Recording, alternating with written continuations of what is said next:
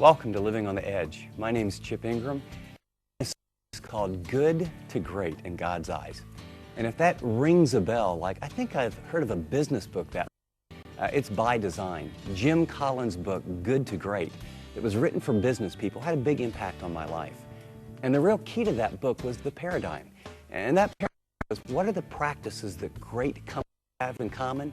And what I wanted to talk and think and pray and teaching on is, what are the practices that great Christians have in common? If you've just joined us, we just started the series the last couple weeks about one of the practices. Great Christians think great thoughts. They're very careful what goes into their mind, what they think on, because you are a product of your thought life. Now, what we're going to talk about in this session is that they read great books. And I mean way back, all the way back to St. Augustine. He read great books. He was a scholar. In the early days, from early Christianity all the way through today, when you meet people that are great in God's eyes, that are highly esteemed, that he greatly uses, there is this correlation about they are readers. Now, I share this, what I know is we are in a video age. I meet people who, honestly, I did the average American adult, after they graduate from high school, something like 60% since high school. Of college graduates, it's only about 40%. So we're not in an age of readers. But I tell you, we're going to talk about the power of a book. Turning off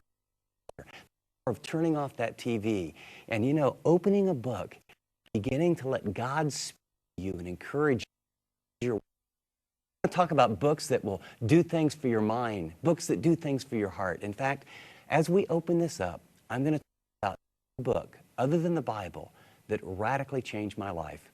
I was a young man. I was playing basketball on a team with an Australian.